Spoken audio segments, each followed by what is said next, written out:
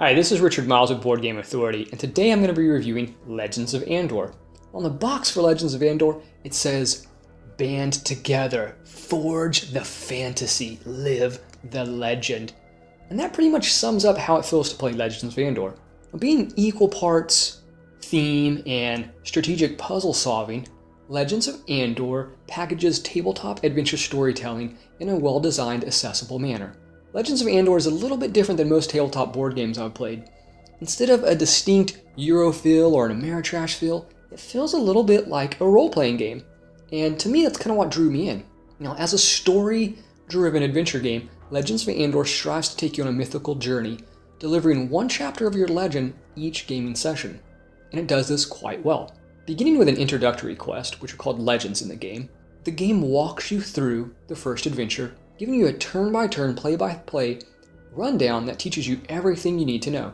In fact, the first legend is designed so that you don't have to read any of the rules. You simply set up the game, read the first legend card, and do what it says.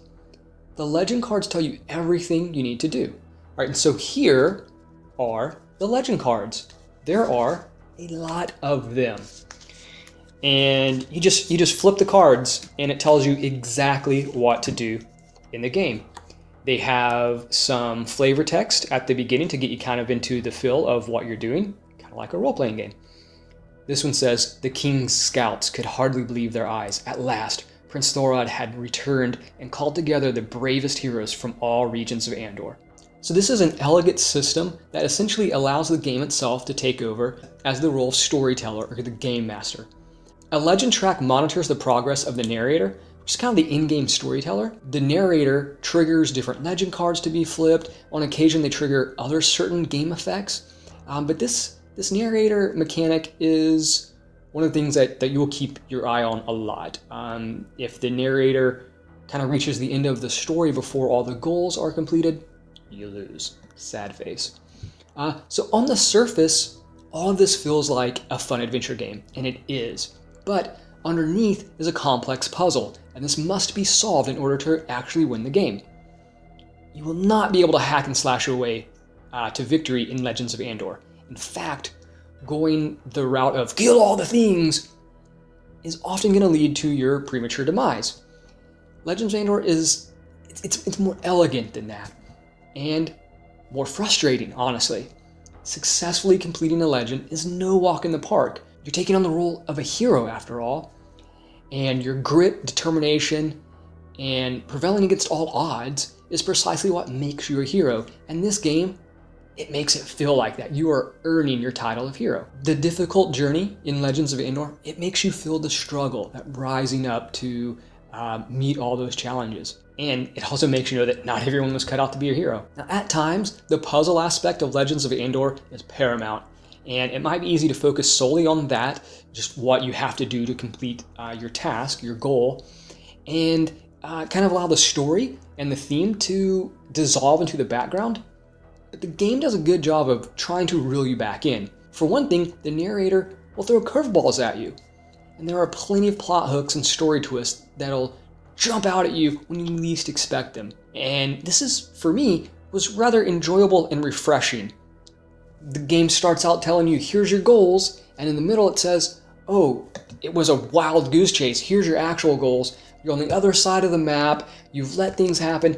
Like, it throws curveballs at you, and it's kind of an amazing feeling the first time that happens. It's amazing every time that happens, but you don't know when it happens, and the first time, you're just not expecting it from a game. The game kind of plays back, and at least, I was not expecting that, so it was really a breath of fresh air when I experienced that. So the narrator, in this case, does a very good job of kind of like an artificial dungeon master.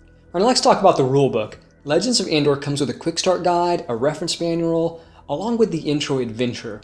And the introductory legend, combined with the quick start guide, is really all that you'll need to get started out, and it does a fine job of getting you acclimated to the game. It contains a lot of images and callouts, and these reference materials are top-notch. Now, the components in the box, there's a lot of them. It has a lot of dice, cardboard standees, individual player boards, tokens aplenty. You're gonna need a big table for this game.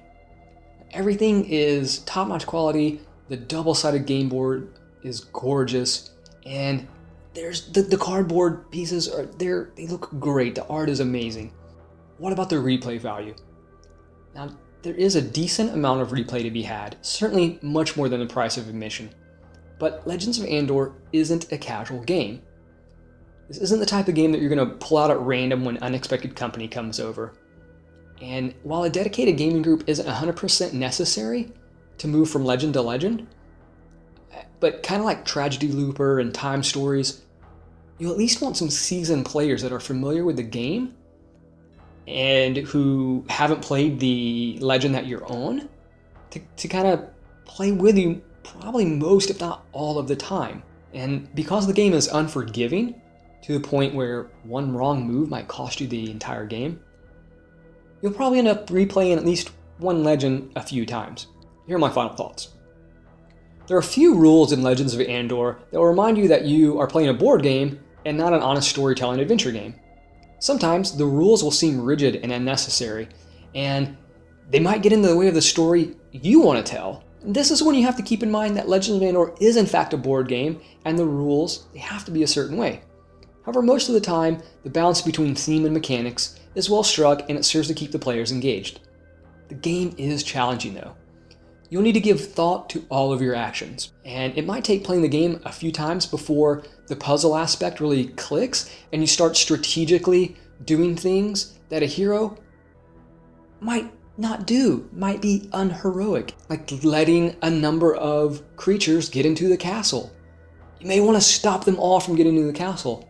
If you do this though, which might seem like the right thing to do, you're probably not going to win, right? You have to strategically say, well, this guy's getting in.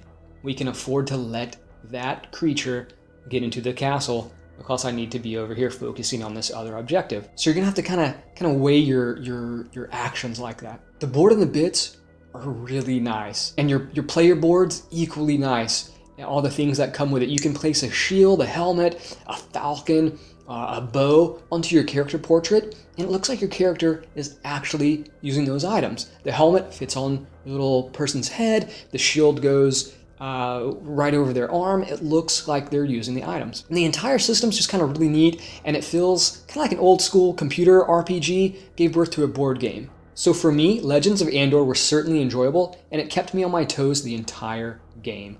If you're ready for a challenge, like some puzzle solving with a nice medieval fantasy theme, go ahead and check out Legends of Andor. And while you're at it, go ahead and stop by BoardGameAuthority.com for other reviews, interviews with designers, and general board game awesomeness. Thank you so much for watching. Until next time, game on.